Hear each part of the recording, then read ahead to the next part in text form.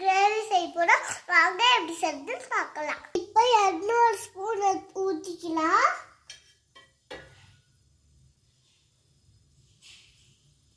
இப்போ வெங்காயத்தையும் கேப்சிகத்தையும் வதக்கிக்கலாம்.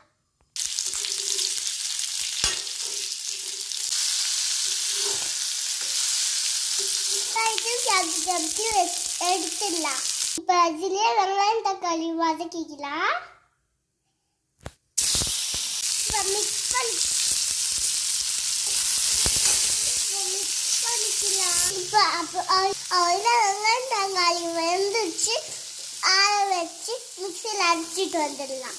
ஸ்டவ் ஆஃப் பண்ணிக்கலாம். மிக்சி ஜாரில் சேர்த்துக்கலாம். மிக்சி ஜாரில் சேர்த்து அடிச்சுட்டு வந்துடலாம். 2 டம்ளர் தயிர் அவள்தான். இப்போ போய் அரைச்சிட்டு வந்துடலாம். நாங்கள் 1 ஸ்பூன் எண்ணெய் ஊற்றிட்டு உளுத்தம் பருப்பு போட்டுக்கலாம். கொஞ்சமாக வெங்காயம் சேர்த்துக்கலாம். கொஞ்சமாக மிளகாத்தூள் கரம் மசாலா சேர்த்து மிக்ஸ் பண்ணிக்கலாம்.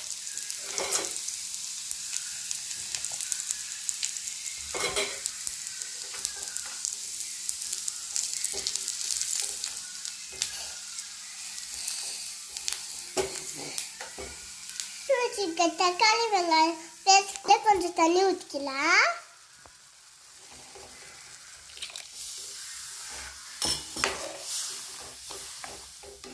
மிக்ஸ் பண்ணிக்கலாம். அளவுக்கு உப்பு போட்டுக்கலாம். நம்ம குழம்பு கொதிக்குது.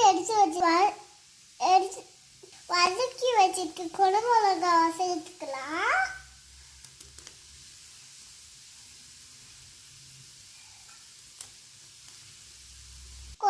கொஞ்ச நேரம் கொதித்தோன்னு சொல்லிட்டு பன்னீர் போட்டுக்கலாம். எடுத்து வச்சுட்டு பன்னீர் சேர்த்துக்கலாம்.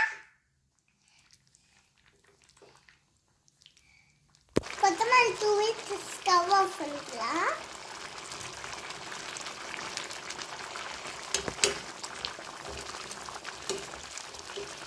ஸ்டவ் ஆஃப் பண்ணிக்கலாம். அவ்வளோதான், பன்னீர் குழம்பு ரெடி ஆயிடுச்சு.